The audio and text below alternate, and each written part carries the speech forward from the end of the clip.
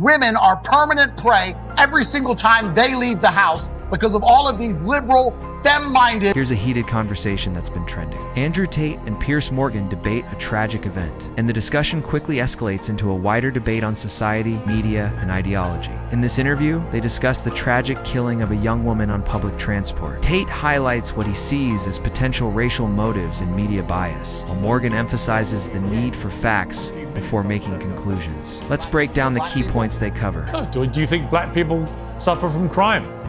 Do you think they are everybody also suffers from crime? Absolutely.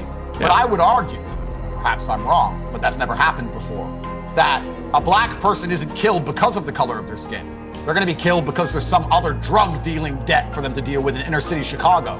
That young girl was killed because she was white. It was a hate crime, and she was targeted. We don't actually know that.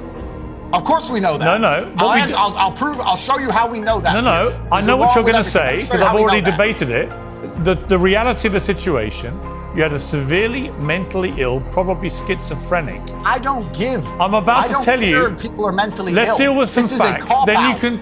Let's deal with some facts. Then you can give me your opinion. That's how this works, right?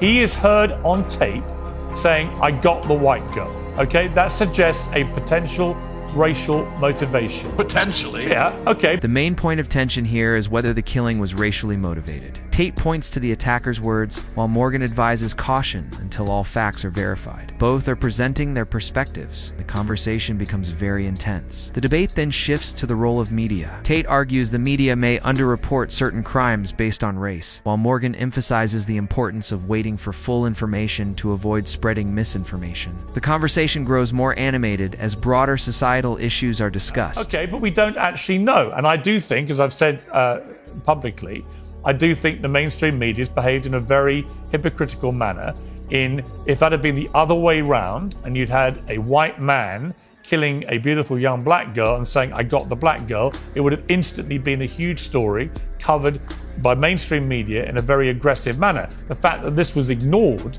for several days was an indication to me that there was a decision taken. Of prejudice. Yeah, so I think there was a clear bias exposed in the way it was ignored. So I would agree with you about that. But I do think it's important to point out this guy had been in and out of prison 14 times, should never have been let out, but is clearly mentally ill, probably schizophrenic. We don't actually know what motivated him to kill this poor Ukrainian woman. Do.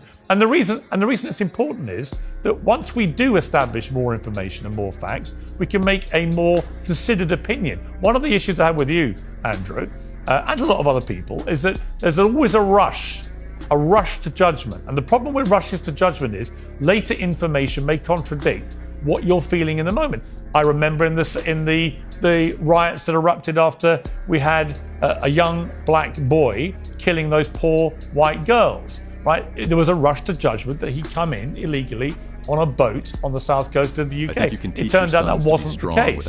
So I believe in waiting for facts and information and then casting a judgment. And I think my criticism of you in these situations is you have immediately decided that was the motivation, therefore it's a racist hate crime, and that's it. And I would argue to you, why don't you give it a bit of time? Why don't you wait for more information and make a more considered opinion? Okay, first things first, if we're going to talk about waiting for information, you shouldn't have told me that Israel was not committing a genocide on October 8th. You've been proven wrong.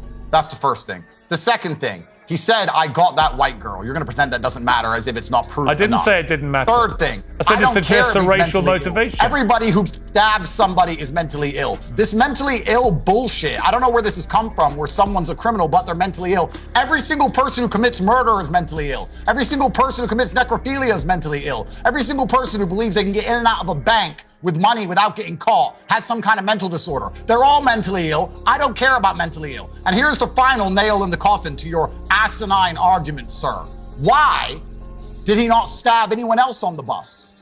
Because he was already on a bus with 4 people and he didn't touch them. If he's so mental, if he can't control his mind, why didn't he stab any of those? Is it because everyone else on the bus was black? The first white person he sees, he kills and says, "I got that white girl." And you don't believe that's enough proof for a court of law to determine that was a racially motivated attack? It wouldn't be enough proof at the moment for a court of law, no. Absolutely, I believe that. But that's because I've covered many court cases and you haven't. They also discuss mental health and societal influences on violent behavior. Tate connects this to wider ideological concerns, while Morgan continues to stress the importance of facts and careful reporting. No, as a journalist,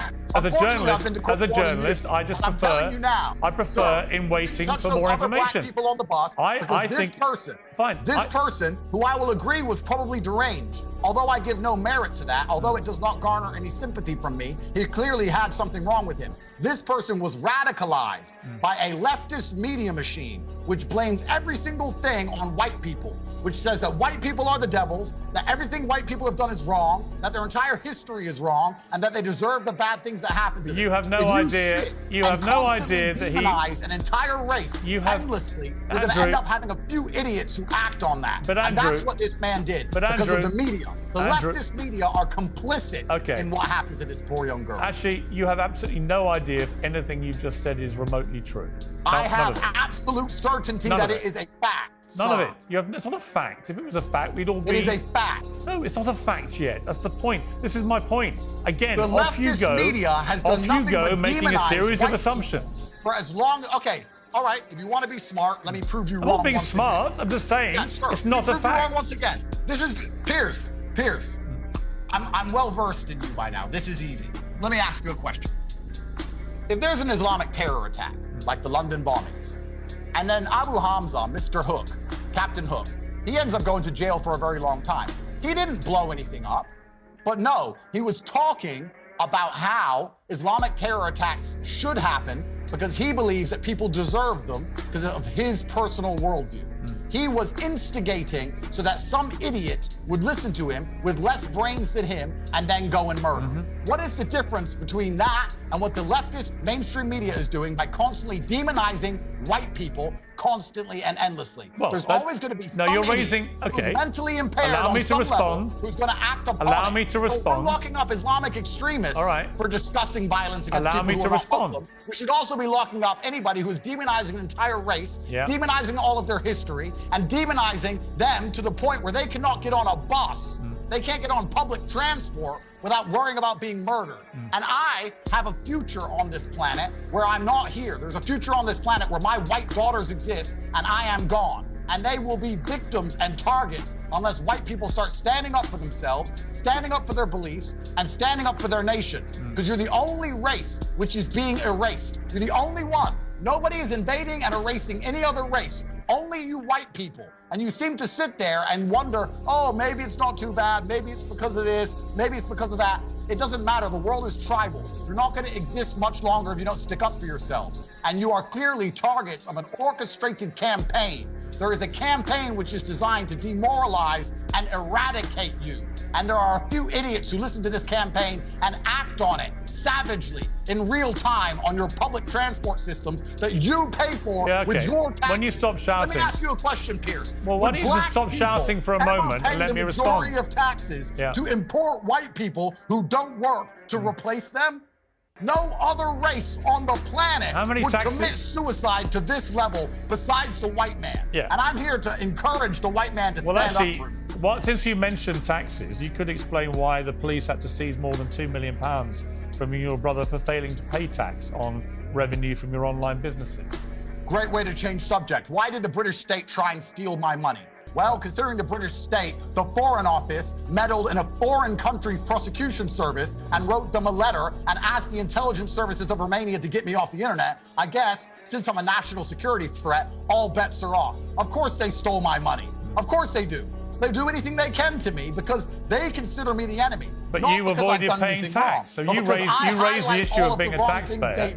Well, you raised the issue of being a taxpayer. They want to get rid of the man who talks about the problem. All right, and if the UK doesn't have enough issues. At some point, you need to stop talking. Let me ask you a question, sir. All of the knife crime that's happening in London, all of the blood that's running on the streets, considering you can't even wear a nice watch in that city anymore, is it white people or black people who are doing the stabbing? I'm half white, half black. You can't offend me. Just tell me the truth. And who are most of the victims? Who's doing all the killing? And who are most of the victims? Well, some of them are black. Some of them are white. It doesn't matter. Actually, the vast majority are black. So I your don't whole care if argument, blacks kill the whole only argument blacks. you've been Blacks shouting shouldn't about, be killing people. the whole argument you've been shouting about for the last 10 minutes, you've just exposed yourself as being Absolutely a misleading not. argument. Absolutely not. I don't care if black people kill only blacks.